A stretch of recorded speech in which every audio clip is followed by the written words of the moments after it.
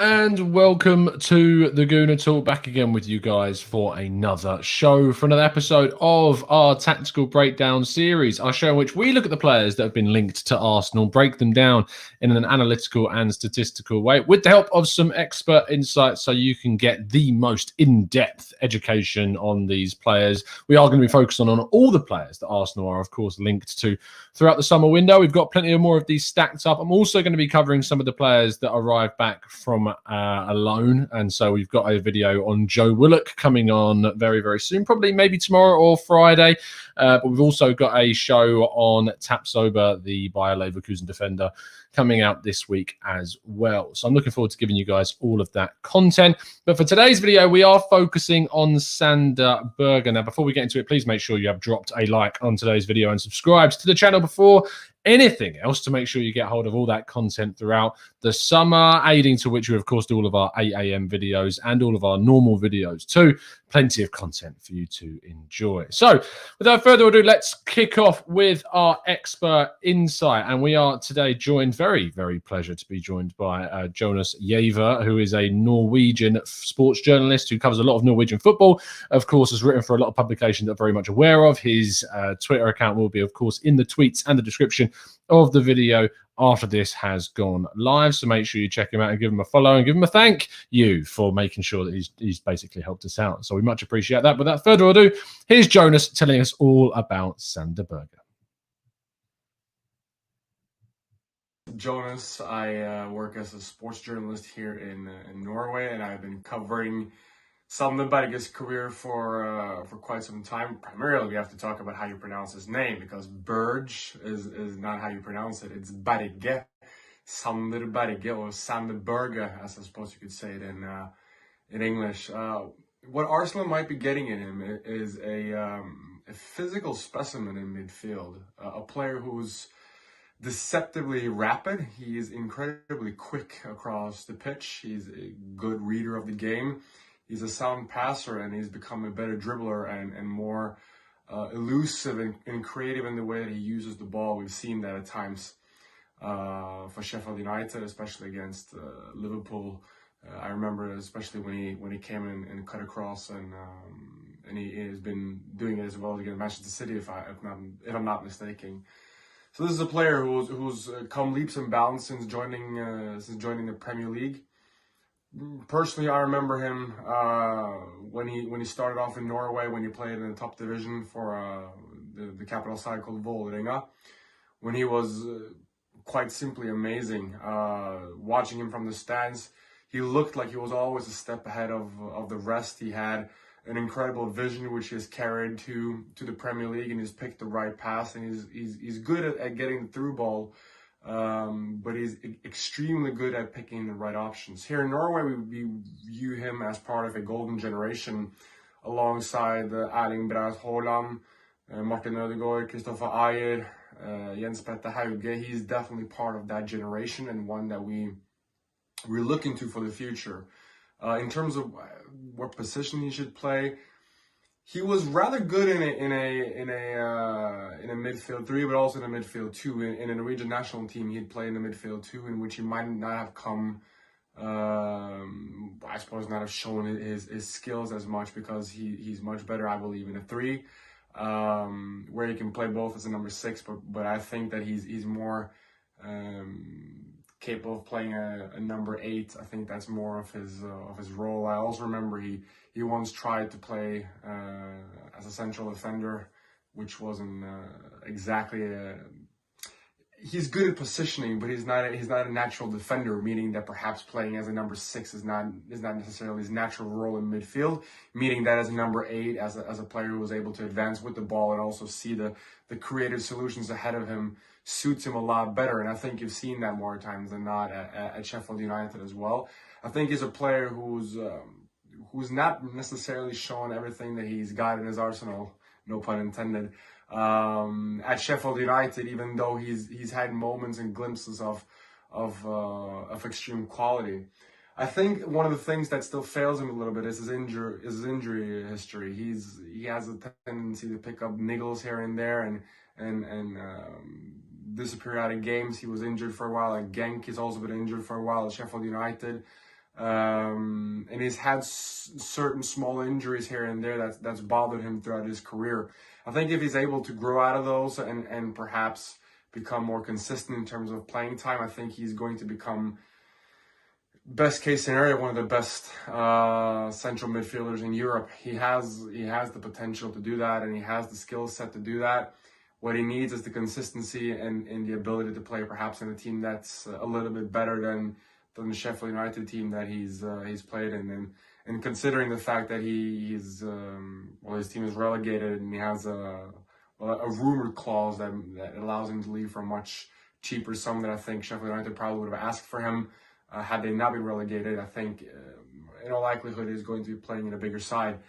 I would love to see him go to a side like Arsenal. I think that unfortunately Arsenal are at a stage now where they're not at the absolute elite level. They're not the likes of Manchester City and Liverpool and Manchester United, I suppose, at least this season. I think they're at the tier below. And I think that it will be a natural step for somebody to get to go there and perhaps help Arsenal to reach that elite level, because I think that he has that in his locker. I think he's a player who is able to balance the midfield and is able to bring other players into the game. Defensively, he's big, he's robust. I still think he can become a little bit more, I suppose, powerful in his tackling and become more dominant in his defensive work. But I still think that he's a player who primarily views his skill set as being an attacking midfielder in the sense that he has his forte going forward. But he's a box-to-box midfielder. He's able to do a lot of things both ways on the pitch. One thing that I'm very surprised that he hasn't been able to develop more is his presence in the air. He's not a good aerial player at all, actually. I think that it's quite strange because he's such a big guy. I mean, his brother is a national team basketball player, and I believe both his mother and his father also played basketball. So him being able to use his aerial abilities, considering he played basketball himself as well as a youngster, would have been a little bit clearer, I think. But obviously that has not come to forte as of right now. Regardless, if Arsenal was to buy somebody, they'd get a player who's able to do a lot of things in midfield. He's an all-round central midfielder. He's able to I think he'd be able to play the number 10. I don't think I'd suggest it, but I think that he would definitely be able to do so. A massive thank you to Jonas for helping us out with today's video. As I said, you can find him on social media. His link will be in the tweets and, of course, in the description after this video finished being live. It's really interesting to get that perspective, because obviously I know a lot of you guys would have mainly watched Sander Berge. I need to practice that one. That's certainly one that I need. It's on my list. It's getting longer, this list of pronunciations, but it's one that I'm going to have to practice, especially if we go and sign him. But in regards to where he is and as a player in the UK, I don't think he's had the best of opportunities at Sheffield United. It's a very difficult situation to be thrown into. So the statistics are going to be very affected by that. So it's some context that you need to take into account when we do look at those. Speaking of which, of course, we do go on to our statistical focus before we get to your guys' thoughts in the chat box. So if you have some burning thoughts that you want to have read out about Sander Berge, then make sure you put that in the chat box and hold fire until the end of the video, because we're going to go through some of his statistics now. So we're going to compare him to our usual central midfield comparisons, being Basuma, the other main man that we are linked to, Thomas Partey and Granit Xhaka as well. So starting off with the heat map, I found this very strange. Now, he has only played a selection of games for Sheffield United, but the fact that his heat map is so heavy in the opposition's half, I did find that very odd. He is obviously a right-sided central midfielder, but the fact he pushes up so much to the right-hand side when he's playing for Sheffield United is a really strange graphic. So I found that very odd to find that on Wyscout, that was the position that he was playing, almost like a right winger in that role. You can see that the heat map kind of like blur into the middle of the pitch where you typically see the intensity. But the fact he was so pushed high up, and we are going to see some of his recovery statistics a little bit later on, which may shed some light on that. If we go into the defensive duels, as Jonas said, his tackling is something that he actually feels like he needs to improve, but still defensive duels wise, 6.08, which is the third highest on our list, but he has the highest in terms of the win rate at 66.7%, higher than Bissouma and Partey and Granit Xhaka. Interceptions, though, he does fall down on 3.38 per 90. I should stress that all of these stats are averaged across the 90 minutes and they are from their league, respective league fixtures, so in this case of all of them in the Premier League. Losses in his own half as well, 7.58 losses per game, which is just below Thomas Partey, a little bit higher than Bissouma. But he has one of the lower percentages in regards to where the ball is lost, the second lowest at 37.6%, not as high as Bissouma, for instance. And this is typically because he finds himself in the opposition half quite a lot. This recovery section is certainly sheds a little bit of light on that heat map and why he finds himself in the opposition half a lot. 52.6% of his recoveries happen in the opposition half, winning the ball back high up the pitch to try and help starting a counter-attack. 5.7 recoveries, though, is quite low in comparison to the 7.58 losses that he did experience, which isn't the most positive of ratios. To provide some context, I think it is important that we also look at his losses and recoveries from his time in Belgium. Now, I've got them up on my screen. You can't see them, but you have to take my word for it. Losses in his own, losses in the Belgian division when he was playing for Genk, 6.67 losses compared to 10.01 recoveries. He was making a hell of a lot more recoveries when playing in the Belgian league, and that has dipped since moving to play in the Premier League. Whether or not that was just down to a lack of opportunity, the team that he's playing in, under pressure a lot, playing at Sheffield United, I don't think he was actually given a fair shot by Wilder a lot of the time and wasn't used enough considering how much emphasis they put on him. But it does go to show that these statistics are affected by the fact that he's been playing for Sheffield United, and it would be a risk, is what I'm saying, if we signed him, because it's hard to analyse a player that's been playing in such a poor side so far during his time in England.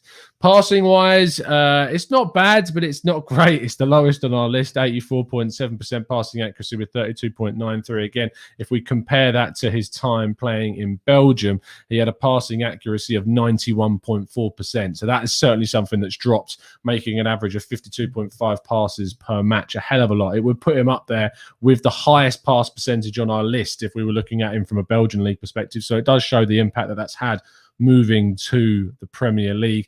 Looking at his long passing, not really in his repertoire, but he does come out with a good accuracy when he does do them. At 84.7% passing accuracy is long passing anyway, but only 1.73 are attempted per match. Maybe something he should be trying to do more with that type of accuracy on his game. Passing to the final third, the accuracy is not bad. It's 76.4. It doesn't stack up to the other guys on this list on 4.13. But in regards to how that compares to how he was playing in Genk, he actually managed to pass into the final third 9.34 times, which is much better than what you're seeing on our list here, with an accuracy of 87.2%, which is just under Granit Xhaka levels of passing accuracy. It dipped incredibly since moving to the Premier League. And I know that I don't want to call it the lazy way of analysing that to say that, he's moved to the Prem, so those stats are going to drop off. I don't think it's purely down to it being a different league. I think there's a lot of context surrounding the fact he's playing at Sheffield United, much different than playing, obviously, a higher up Premier League club. So if I expect him to stay in the Premier League this season, be it Arsenal or another team, and I will certainly be looking at the comparative stats between him from last season to what might move ahead for next season. If we go on to his forward to backward pass ratio, that is certainly positive at 9.15 to 5.55. He is progressive in the way that he wants to play. He wants to move forwards as quickly as possible, and that does translate a little bit better to what it used to be. 15.2 forward passes to 6.28 backward passes when he was playing in Belgium. So he was more proactive, nearly 3 times as much, but that has still drafted back, but he's still positive in the way that he passes. Dribbling is where he stands out. That when he's on the ball, this is one of the most impressive parts of his game. 3.3 dribbles per match at a 63.6 success rate, which is higher than everyone else in our comparison chart here. When he was playing in Belgium, he actually dribbled the ball less, which is ironic, at 2.54, but he did have a better success rate, as you would imagine, playing against lower quality opposition at 70.7% success rate, but still a very impressive dribbling stat. And again, with the progressive runs that he makes when he carries the ball forwards, 2.63 compared to the rest of ours is far and away much better. So actually, as an on-the-ball central midfielder, he is a very accomplished. Of course, he's got the size and strength to hold other players off, and he is very imposing in that way. So that does lead him to be a lot better when he's on the ball in comparison to some of the other players that we've got here. He's not slow on the turn. He's not shy from doing breakaways and things like that. So that's all things that you need to take into consideration. Final thing, looking at his shooting, not particularly part of his game when he's moved to the Premier League. And if you're looking at a comparison with him when he was in Belgium, he did take more shots, looking at 0.58 per game, but it's still, again, not really part of his game, which does surprise me considering his height. But as Jonas talked about a little bit earlier on, his aerial ability, despite being very tall, isn't actually that great. It's certainly an area of his game that he needs to work on in the future.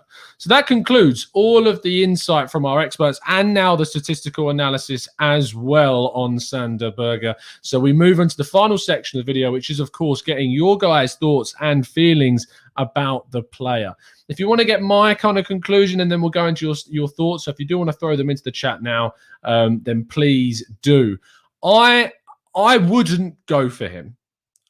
I think it's too much of a risk. I really do think it's too much of a risk. The statistical drop-off from the Belgian league to the Premier League is massive. I still think it is important to apply the context of the team that he was playing for, and I think that he would certainly have much better stats were he playing for one of the bigger teams, as pretty much anyone, really.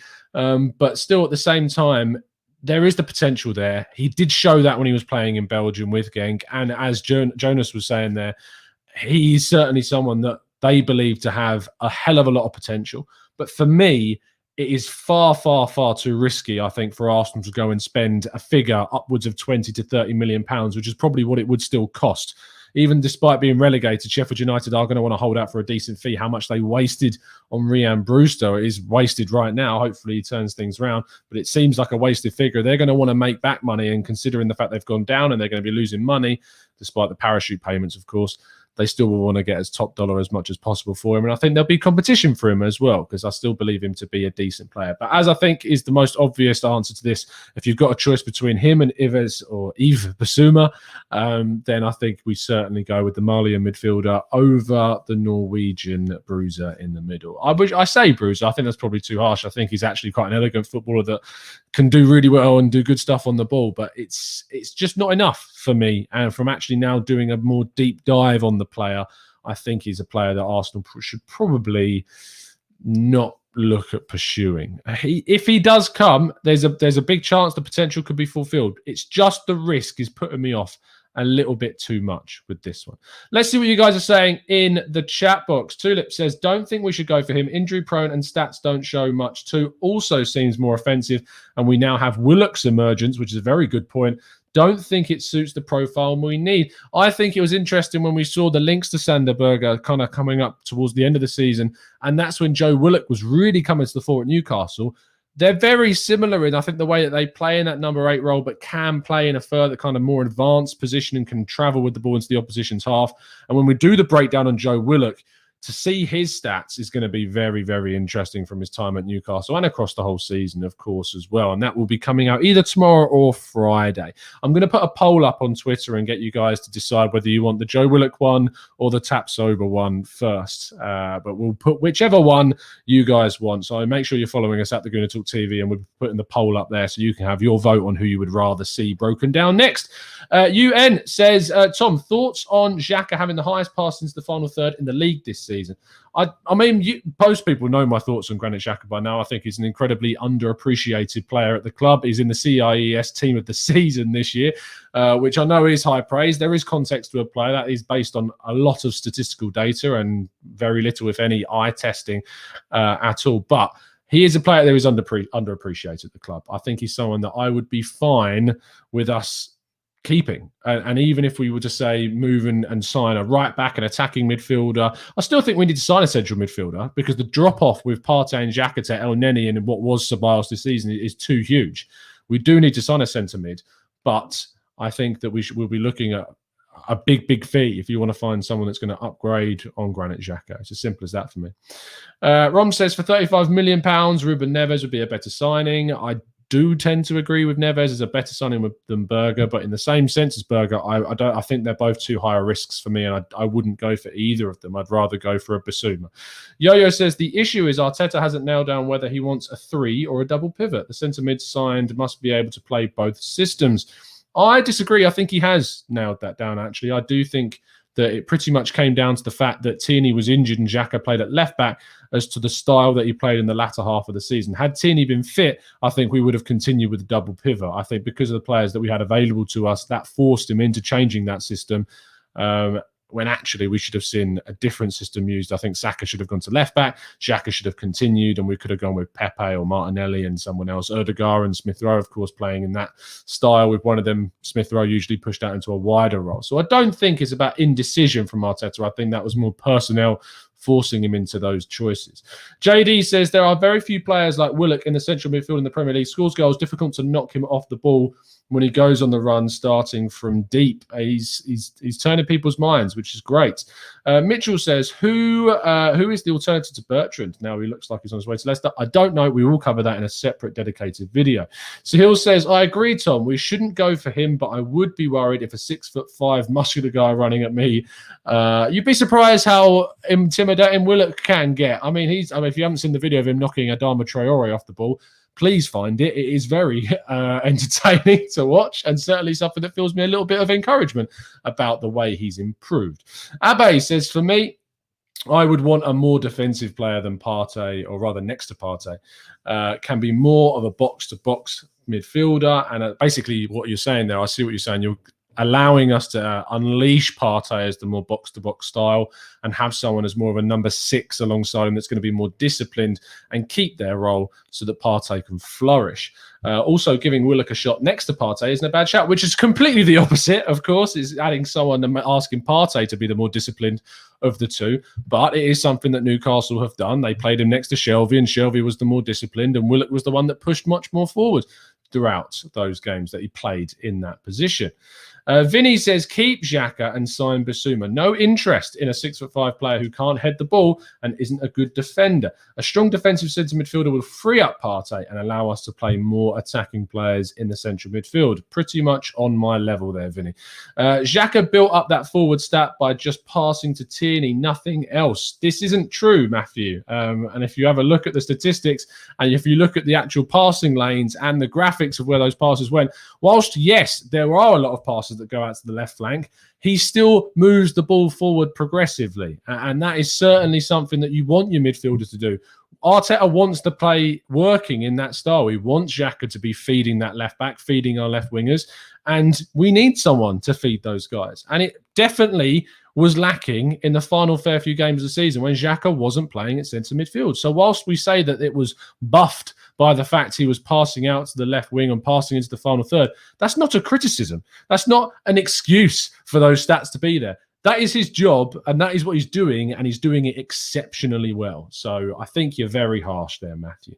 Ben Brown says, wondering if we're looking at Berge more as a cover/depth for Partey's role in the side rather as a replacement. Possibly so, Ben, but for me, really want to see us pushing for players that are upgrades on what we've got. I don't want to see depth.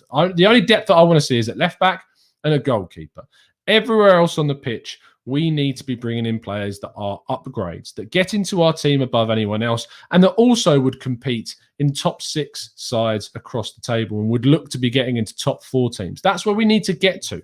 That's the gap that we need to close. And so it is therefore important that we go out and sign players that are going to enable us to do that. And that is what is most important. Anyway, I'm going to finish off today's video there. Thank you ever so much for tuning in, guys. Please make sure you drop a like on the video and subscribe to get the continuous content throughout the whole of the summer. We'll be producing these tactical analysis videos, these tactical breakdowns on all of Arsenal's transfer targets to get you the education that you need with the help of some experts as well. If you're tuning in a little bit late, make sure you scroll back and watch it. And obviously, if you've joined us live and you would like to leave a comment, just click back on the video once it's finished and you can just leave a comment in the comment section about how you feel about Sander Berge. It's been an absolute pleasure to speak to you guys as always. I'll see you again very, very soon. And as always, up the Arsenal.